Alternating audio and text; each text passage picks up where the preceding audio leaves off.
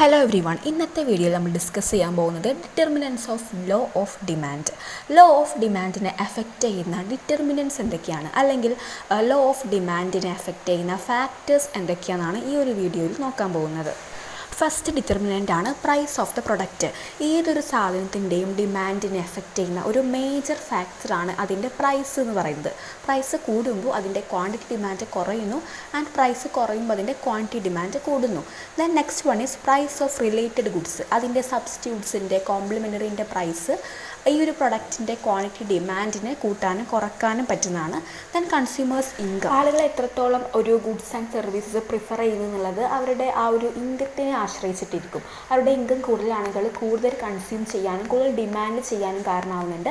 And income കുറയുമ്പോൾ കൺസംഷനും അതുപോലെ പ്രൊഡക്റ്റിൻ്റെ demand, സർവീസസിൻ്റെ ഡിമാൻഡൊക്കെ കുറയാനും കാരണമാവുന്നു. ദെൻ നെക്സ്റ്റ് വൺ ആണ് advertisement expenditures. Advertisement expenditures increase ചെയ്യുമ്പോൾ ആളുകൾ കൂടുതൽ ആ ഒരു പ്രൊഡക്റ്റിനെ കുറിച്ച്, സർവീസസിനെ കുറിച്ച് അവെയർ ആവുന്നു.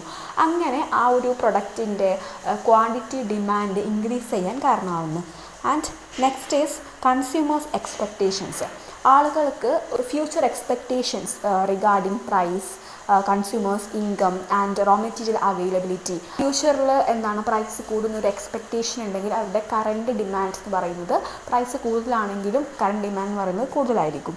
ദെൻ പോപ്പുലേഷൻ ഓഫ് ദി കൺട്രിയുടെ പോപ്പുലേഷൻ കൂടുന്നതിനനുസരിച്ച് അവിടുത്തെ ക്വാണ്ടിറ്റി ഡിമാൻഡ് അല്ലെങ്കിൽ കൺസംഷൻ ഉള്ളത് ഇൻക്രീസ് ചെയ്യുന്നു.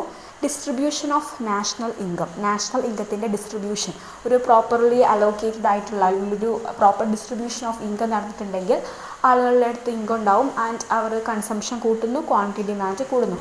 ഇത്രയും കാര്യങ്ങളാണ് ഒരു പ്രൊഡക്റ്റിൻ്റെ അല്ലെങ്കിൽ ഒരു സർവീസസിൻ്റെ ഡിമാൻഡിനെ ഡിറ്റർമൈൻ ചെയ്യുന്നത്.